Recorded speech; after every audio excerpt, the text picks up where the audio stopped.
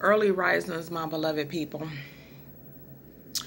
This is the last week of July, and OMG, the exposure in the universe of the different people, entities that's been coming about.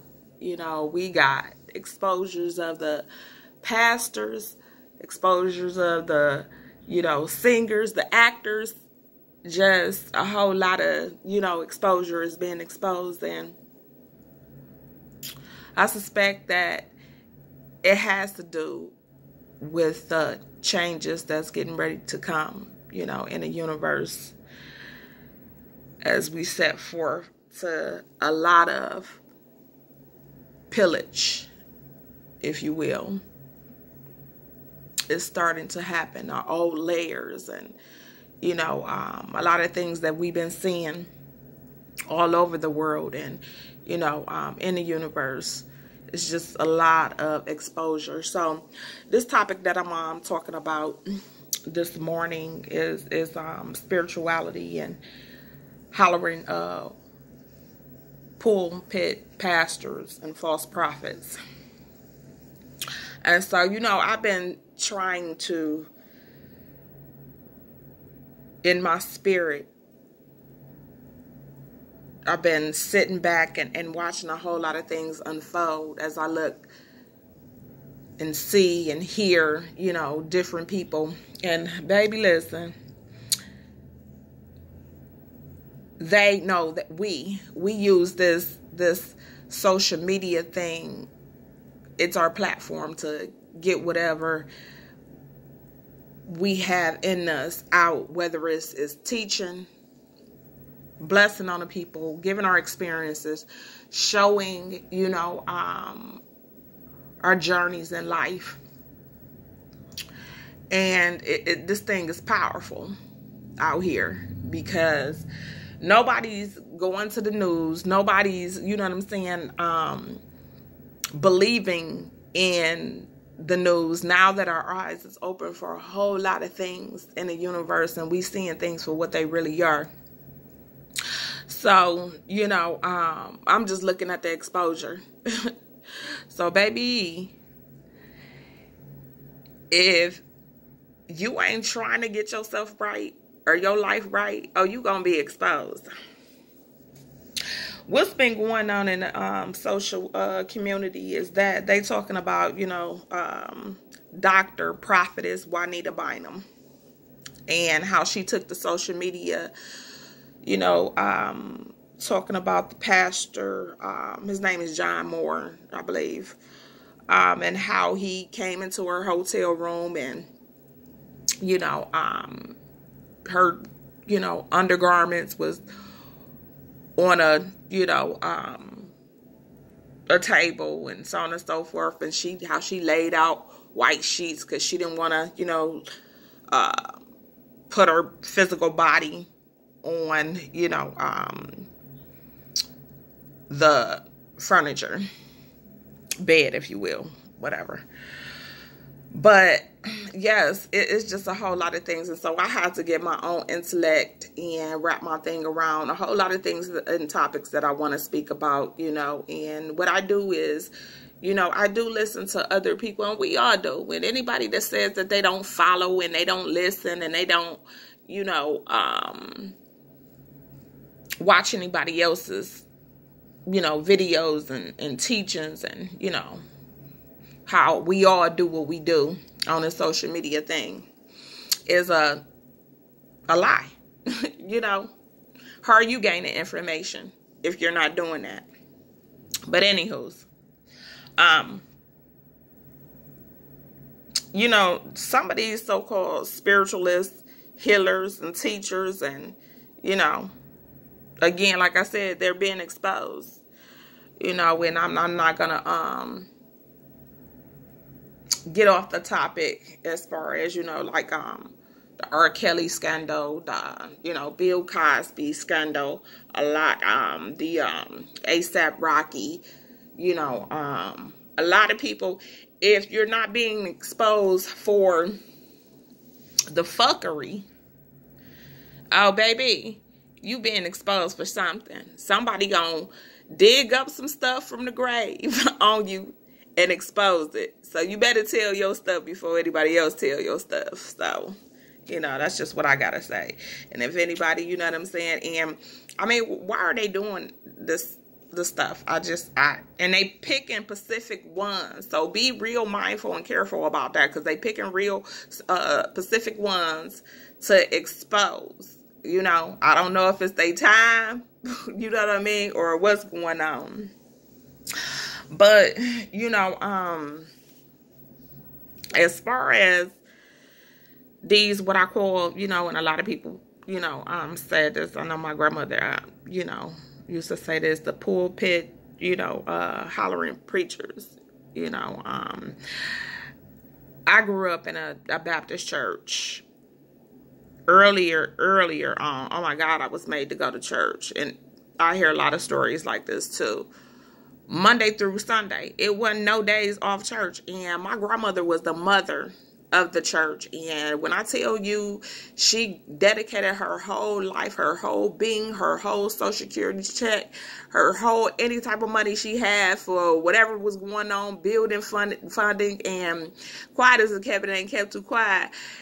I felt in my spirit that her and the pastor, even though he was married, had a little thing going on. But anyway, they both, have descended thus far.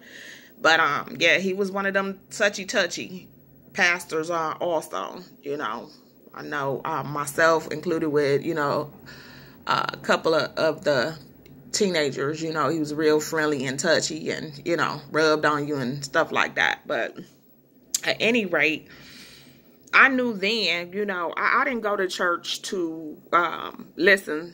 It was boring to me. Basically, I went to church to congregate with the people that were my age and to look at boys. I sure did. And they were the same way. We would laugh, we would giggle, your grandmother would nudge on you or pinch your leg or whatever and tell you to be quiet or give you that look, So, but we did have some things that we did, going to Cedar Point and so on and so forth, Geauga Lake, and, the dinners that we had, and, the people that I met in the church. And I think the last time I attended that church, I probably was like 16, 17-ish, right after my grandmother passed away in 1995. And when she became ill and sick, nobody came to see about my grandmother. Nobody came to, see if she was okay. And you would think because she was the mother of the church and did everything that she came, you had one or two people coming after she stopped going. And my grandmother was a faithful goer, and they already knew that she was sick and nobody came. It was one person in particular, Miss Love. She would come and check on her. But, people wither away when you're not around or whatever. It ain't like they finna break their necks to come see how you doing. Anyways, when I seen that, I was like, yeah, you know what I'm saying? I was done with that. Done with that whole family. You know what I'm saying? And it's mostly, churches is mostly, they cliques. And they, they had their own, line of family that went there, the mother, the wife, the daughters, the kids, kids, the aunties, cousins, we were just, and I'm saying my mother, everybody, my grandmother used to always try to get everybody to come to her church. So I got a real nasty taste about, church at an early age. So I knew that it was in my destiny one day to find my own, spirituality. So I was seeking and I was searching, but that's gonna be in another part. I just want to break down these things that I see right now about these preachers and these spiritualists and false prophets. And again, going back to the Juanita Bynum story situation. Now, in Juanita's Bynum, and when I first got put on to her, as everybody, that's just the, the marquee of it all. Juanita Bynum, no more sheets. That's when I first got exposed to her, because it changed my whole viewpoint of when we lay down with a person, and how we become solely tied with it, and that person's spirit jumps into your spirit, and how all of the spirits that they done been with, you know what I'm saying, they jump and manifest themselves into your spirit. Because as it says in, you know, the Bible, that, you know, y'all read the basic instructions before you leave the earth, you know, and I talk about that too on another topic. And that's just what it is. It's just a book of somebody that came before us, that came before them, that came before them. They wrote stories, and they wrote things on how, you know what I'm saying, they perceive things to be. And so that's just like a good book that you read, or, you know, and it's a lot of material, reading material, if we know how to read. Because some of them back then, they didn't know how to read. And some of the different languages and the scrolls and things that they used or whatever, now that modern language, you know. But anyways, you know, how she say, and I'm thinking to myself, if these are prophetess out here, how come they don't know when something happens in their life? How come they don't know that, like, she was married to, you know, several times or whatever, and the last person she was married to or whatever, you know, they were going through a whole lot of domestic violence and so on and so forth. How come she didn't prophesy on her own life to think about, you know, the type of man that she was marrying? But here it is, we could tell everybody else about what they should and should not be doing. So, and then another, one of her sermons was something about the conductor, about people coming into our lives, and when, you know, the conductor, you know, stops, you better get off your stop, and so on and so forth, you know. So she had said that the one particular thing that stood out in that, she said people done heard enough Bible stories. They done saw enough people jumping up and down and doing all that hollering. And these is her words, to be exact. And she also said that, I want to know how to be free. So right there, she was telling you, you know what I'm saying, that she didn't believe in what it was that, you know what I'm saying, she was preaching about. You know what I mean? Yeah, people didn't heard enough Bible stories. We get it. You know, everybody didn't dib and dabbed in the little Bible and the word and heard quotes and scriptures and so on and so forth. No, I want to know myself. I was on a journey, because you're not just about to give me something and you can't answer no questions. So in the beginning, there was like, in the beginning, God created, you know, man, and out of dust, and you know what I'm saying, female was created. That's it, and that's all. Don't nobody got no more answers. No nothing. And then thing that they'll tell you is that that's not for us to know.